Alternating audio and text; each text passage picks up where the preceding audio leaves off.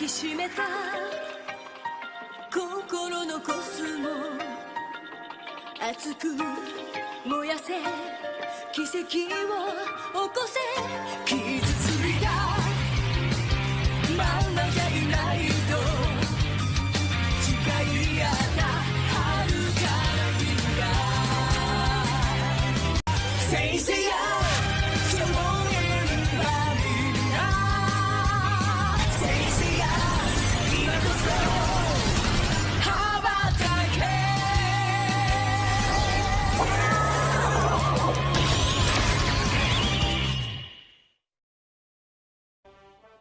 Halo teman-teman, gimana kabar kalian semuanya? Semoga baik-baik saja ya.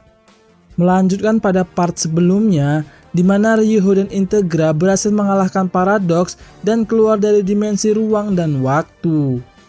Setelah itu, Shin berpindah ke sebuah gunung berapi, di mana anak buah Dewi Palas diminta untuk membunuh salah satu Shin legendaris, yaitu Phoenix Ikki. Namun seakan masuk ke kandang macan, mereka semua pun dibuat KO dengan mudah oleh si Ikki ini. Bahkan karena itu, ia pun memutuskan untuk ikut terjun ke medan perang.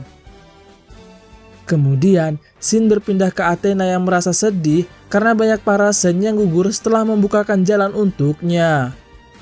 Selang berapa lama, Integra datang dan meminta maaf atas pengkhianatan kakaknya. Sehingga ia pun menggantikannya dan berjanji akan selalu setia dengan Athena. Sementara itu, Koga dan kawan-kawan hampir sampai ke istana Dewi Palas, namun mereka malah dihadang oleh Mari yang kini menggunakan jubahnya. Kemudian, Koga dan kawan-kawan dikurung dengan api birunya sambil ia kembali memamerkan jubah stone yang sudah ia dapat. Lalu saat Mari mencoba menyerang Koga, Ikki pun datang dan menolong mereka semua. Akan tetapi secara mengejutkan, Ikki malah menyerang Koga dan kawan-kawan karena merasa kalau mereka semua terlalu takut sehingga gaya bertarungnya malah gerasak-gerusuk aja. Sehingga Ikki pun kemudian gantian melawan si Mari ini, bahkan berhasil menghancurkan senjatanya dengan sangat mudah. Namun setelah itu, malah gantian Ikki lah yang terkena serangan Mari sampai membuat jubahnya hancur lebur. Akan tetapi seperti yang kita tahu lah ya, kalau jubah Phoenix ini mampu untuk bangkit kembali, bahkan akan menjadi lebih kuat daripada sebelumnya. Setelah itu, mereka kembali bertarung dengan sangat sengit hingga membuat Ikki harus menggunakan jurus genjutsunya.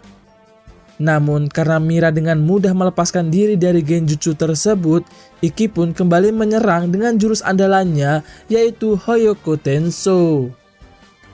Alhasil, Ikki berhasil mendapatkan jubah stone dari Mira, namun ternyata Mira ini belum modar. Saat ia ingin berbalik menyerang, Europa pun datang dan kembali mengajak Mira untuk mundur terlebih dahulu. Setelah itu, Ikki memberikan jubah stone tersebut kepada Koga sambil memberikan ceramah ninjutsu kepada mereka semua. Lalu Ikki menambahkan kalau ia merasa bukan Dewi Palas lah musuh utama mereka, namun masih ada orang di balik itu semua. Sehingga ia meminta Koga dan kawan-kawan untuk terus waspada. Setelah itu, mereka melanjutkan perjalanan, namun karena musuh yang terlalu banyak, Koga dan kawan-kawan pun memilih untuk bersembunyi dahulu. Selang beberapa lama, tiba-tiba muncul seseorang di tengah-tengah musuh sehingga terpaksa Koga dan kawan-kawan memilih untuk membantunya. Rupanya itu adalah Ryuho yang telah kembali berkumpul setelah terakhir pertarungan melawan Paradox. Lalu Ikki kembali datang untuk membantu dan meminta Koga dan kawan-kawan untuk melanjutkan saja perjalanan. Sementara itu di istana Dewi Palas, Titan menutup ruangan tersebut dengan sebuah gerbang yang dikenal sebagai gerbang waktu. Singkat cerita, Koga dan kawan-kawan sudah sampai di depan gerbang tersebut, namun dijaga oleh anak buah Dewi Palas yang sangat banyak. Sehingga mereka saling bekerja sama untuk terus maju, yang ternyata Europa juga sedang mengawasi mereka dari kejauhan. Akan tetapi, karena musuh nggak ada habis-habisnya, kawan-kawan Koga pun kemudian membukakan jalan agar ia bisa sampai ke gerbang waktu. Singkat cerita, tinggal Koga dan Eden sajalah yang sampai di sana, namun ternyata Europa sudah menunggu mereka berdua. Lalu Eden meminta Koga untuk terus aja maju dan ia akan melawan si Europa ini. Akan tetapi, gerbang tersebut ternyata nggak bisa dihancurkan oleh Koga sampai-sampai Koga memaksakan kekuatannya yang mana itu malah membuat tubuhnya perlahan menjadi batu. Sementara itu, Eden sendiri nggak bisa berbuat banyak saat harus melawan si Europa ini. Bahkan teman-temannya pun mulai kelelahan karena anak buah Dewi Palas yang nggak ada habisnya. Hingga akhirnya Koga pun benar-benar menjadi batu yang di saat bersamaan para sen legendaris datang untuk membantu. Seperti Hyuga, Andromeda, Ikki dan juga Shiryu. Khusus untuk Shiryu, ia pun mendapatkan jubah emas Libra dari Ryuho setelah kematian Genbu. Lalu dengan sekejap, mereka berempat pun mampu mengalahkan semua anak buah Dewi Palas hingga membuat Europa akhirnya mundur setelah melihat Athena datang. Kemudian, mereka semua mengalirkan kosmonya ke Koga yang sekarat hingga akhirnya ia pun kembali normal dan berhasil menghancurkan gerbang tersebut. Sampainya di dalam, Ikki kemudian harus menggunakan Hoyoko Tenso-nya lagi karena terdapat pintu yang menghadang mereka. Setelah itu, Ikki pun masuk duluan, begitu juga dengan Integra setelah meminta izin kepada Athena. Saat Koga dan kawan-kawan gantian untuk masuk, mereka malah menemukan 4 lorong yang berbeda dan dijaga oleh Europa. Kemudian Europa menjelaskan kalau setiap lorong tersebut memiliki musuh yang berbeda-beda dan hanya satu lorong ajalah yang menuju ke istana Dewi Palas. Setelah menjelaskan itu, Europa pun pergi, namun sebelum pergi tanpa disangka Subaru berhasil untuk memukulnya. Hal tersebut malah makin membuat Ikki dan juga Eden semakin curiga. Berpindah ke Titan yang amat setia dengan si Dewi Palas ini, namun berbeda dengan 3 raja surga lainnya yang malah bodoh amat. Kembali lagi ke Koga dan kawan-kawan yang memutuskan untuk berpencar aja, di mana lorong pertama akan dilewati oleh Koga, Soma dan juga Yuna serta didampingi oleh Andromeda. Lorong kedua akan dilewati oleh Eden dan Subaru yang didampingi oleh Hyuga. Sementara lorong ketiga akan dilewati oleh Ryuho dan ayahnya saja. Dan lorong terakhir akan dilewati oleh Athena serta para sen emas yang menjaganya. Adegan menyorot rombongan Koga terlebih dahulu yang diserang oleh ratusan anak buah Dewi Palas.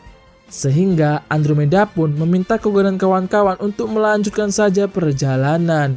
Aduh, udah berpencar malah berpencar lagi. Akan tetapi, muncul lagi anak buah Dewi Palas bernama Surt yang menghadang Koga dan kawan-kawan. Lalu Surt membuat penghalang yang sangat sulit untuk ditembus oleh mereka.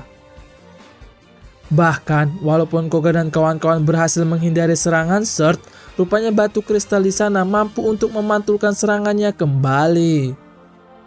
Selang berapa lama, Andromeda kemudian datang untuk membantu, namun tetap aja mereka kesulitan untuk menembus penghalang tersebut. Bahkan gantian Andromeda lah yang terkena serangan Surt karena berusaha melindungi Koga dan kawan-kawan. Namun setelah melihat salah satu batu yang dapat menembus penghalang tersebut, mereka pun akhirnya tahu kalau penghalang itu dapat ditembus oleh sesuatu yang gak memiliki kosmo. Hingga akhirnya mereka pun saling bekerja sama, di mana Koga nekat melepaskan jubahnya dan berhasil untuk masuk bahkan menghancurkan sumber kekuatan Surt. Setelah itu, Andromeda meminta Surt untuk menyerah saja dan mengancam akan kembali menyerangnya kalau ia masih ngeyel. Namun Surt malah nggak mengindahkan perintah tersebut hingga Andromeda kemudian menyerangnya dengan jurus Nebula Storm sampai ia KO. Setelah itu, adegan berpindah ke rombongan Haruto dan kawan-kawan yang juga dihadang oleh anak buah Dewi Palas. Sehingga Hyuga pun meminta mereka untuk melanjutkan saja perjalanan. Singkat cerita, Haruto dan kawan-kawan sampai di sebuah tempat dan bertemu dengan Tokisada yang ternyata masih hidup serta menjadi anak buah Dewi Palas. Lalu karena kalah pada pertarungan sebelumnya, ia pun sangat membenci Haruto sehingga menyerangnya berkali-kali. Ede dan Subaru yang mencoba membantu pun juga merasa kesulitan karena Tokisada ini mampu untuk menghentikan waktu molekul atomnya sendiri.